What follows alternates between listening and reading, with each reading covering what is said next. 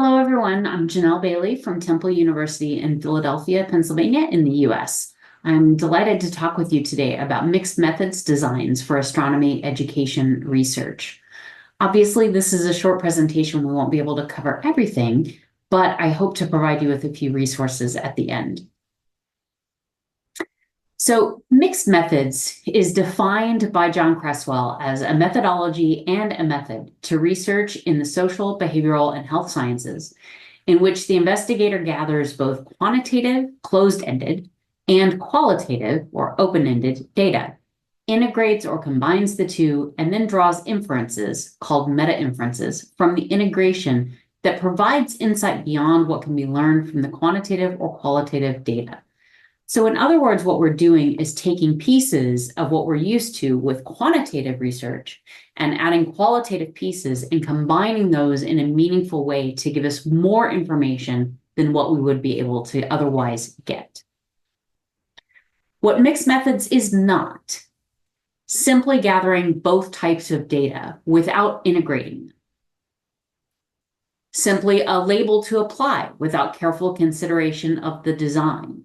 There are robust considerations that should go into doing a good mixed method study.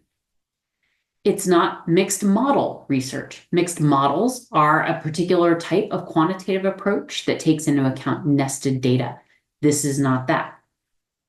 It's not simply used for evaluation, although that is often where we see it. It has now moved beyond evaluation and is used in a number of different types of research.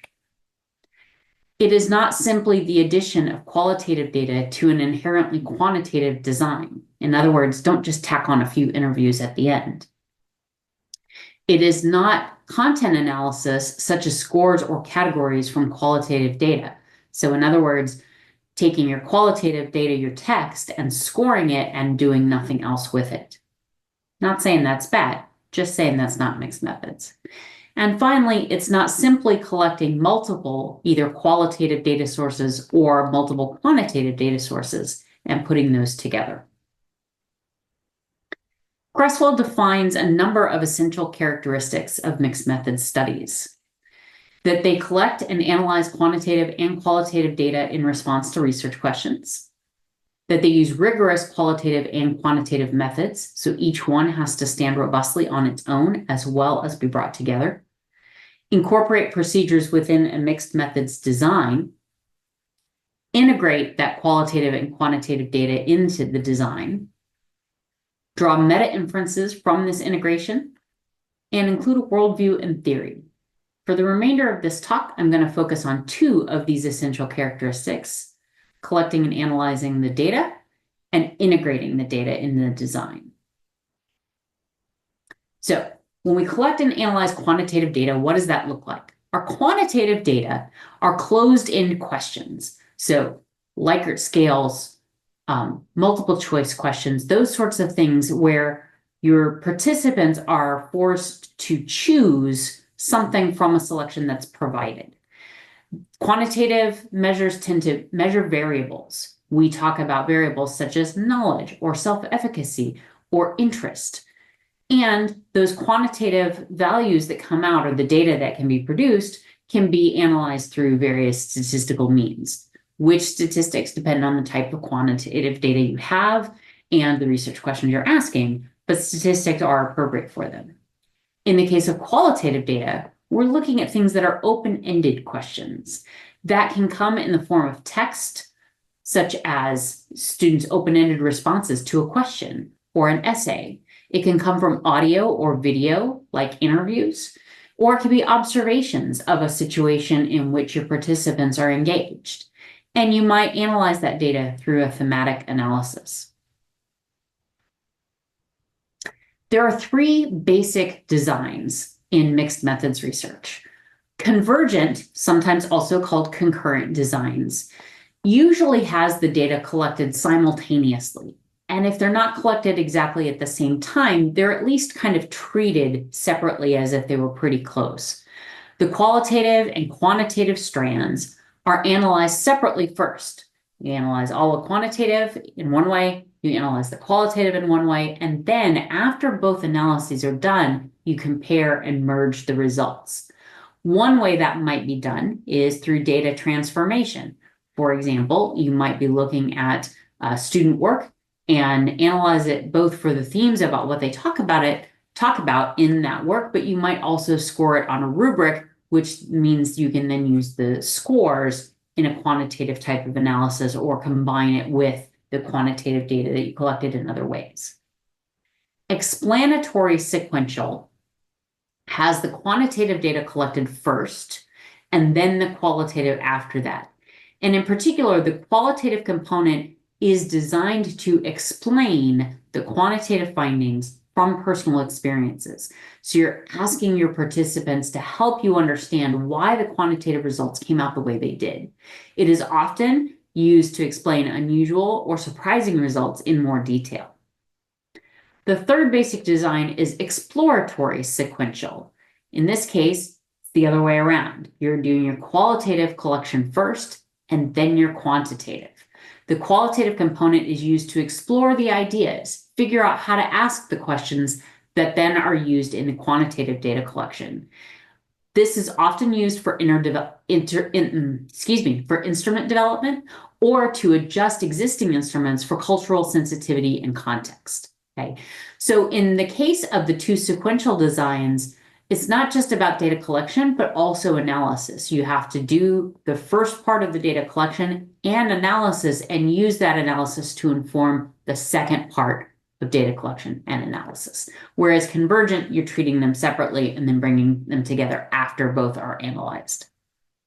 So there are also complex designs that may incorporate one or more of these within a larger approach. And you may have other types of designs, such as quasi-experimental investigations as part of a larger mixed methods approach. That's a little beyond what we can do today, so I'll just leave you with that thought. So I've come up with a few examples of each type of design that are specific to astronomy education, or at least put in the context of an astronomy education research project. Okay. So in the first case, Dr. Cassiopeia uses a survey with both quantitative, such as the Likert scale, and qualitative, open-ended items to investigate students' perception of the new course design. In this case, the survey is being offered with both types of questions at the same time, but when Dr. Cassiopeia gets to doing the analysis, they're going to do the quantitative analysis separately from the qualitative and then look at how those results match up. In a second example, Professor Bellatrix analyzes classroom recordings, which are qualitative, from group work and compares them to the written work produced by the group, which is quantitative through scoring using a rubric. Finally, Dr. Andromeda interviews, again qualitative, teaching workshop participants about their experiences, which are combined with evaluation data, in this case quantitative, to determine the workshop's effectiveness. All three of these designs are convergent in that everything is happening at about the same time. So let's look at some explanatory sequential. In this case, Professor Aquila notices that some classes do better on a concept inventory, quantitative measure, than others, and interviews, qualitative, students to understand their background experiences. Ms. Polaris surveys, using a quantitative survey, faculty about their willingness to adopt active learning strategies and discovers several resistance points. And so then interviews, qualitative, key members of the department to find out how barriers might be removed. In both of these cases, you're taking quantitative data and figuring out how to use qualitative to help explain the existing results. One more example. Dr. Vega looks at our faculty members' course evaluations and next semester conducts observations and interviews, both of which are qualitative, to interview opportunities, to identify opportunities for improvement among interested faculty. All of those cases are explanatory sequential. You have the quantitative coming first and use the qualitative to explain the results. Final design is exploratory sequential. Mr. Mars conducts observations, which is qualitative, of his colleagues' classrooms to help develop items for a survey, quantitative, about active learning strategies they use in their astronomy courses. So in this case, Mr. Mars is using the observations first to get a sense of what's out there before asking questions that might lead to the number of strategies and the frequency of their use. In a second example, Dr. Corbis interviews students about their understanding of galaxy formation and evolution before developing and testing a concept inventory on the topic. As the developer of a concept inventory myself, I can tell you this is basically what I did. Finally, Professor Orion conducts focus group interviews, which are qualitative, about youth interest in astronomy and events before adapting an existing survey for local contexts. So in this case, maybe the original survey was developed in another country, and so may not be exactly applicable in the Professor Orion's context, and so they want to make it more applicable for them. These 9 examples are literally just things that I made up off of the top of my head, although, as in the case of Dr. Corbis' development of a concept inventory, they are all inspired by real studies. And these designs show how you can use both types of data in a complementary way. Once you collect the data, you have to come and integrate them together. And that's the tricky part. So the integration of the data can take a lot of different approaches. The key thing is that you're taking both the quantitative results and the qualitative results and putting them together in some sort of way. Now, sometimes that means data transformations. So for example, you might take your qualitative results and do frequency counts, or you might use a rubric to score written results and then use that with the quantitative. However, you might also look for things like groupings in the quantitative results. What are the types of faculty use of active learning strategies? Who uses what? And then use the qualitative results to provide examples of those different clusters or groups in your quantitative results. In all of these things, we have to think about what is our intent in integrating, other than just meeting the choices for a good mixed method study, but also how are we going to do it? This integration part, in my experience, and this comes from doing mixed method studies as well as teaching a course on mixed methods, is one of the most challenging pieces. But it's really what sets mixed methods apart from other designs, including multiple methods, which is where you just have both types in the same study.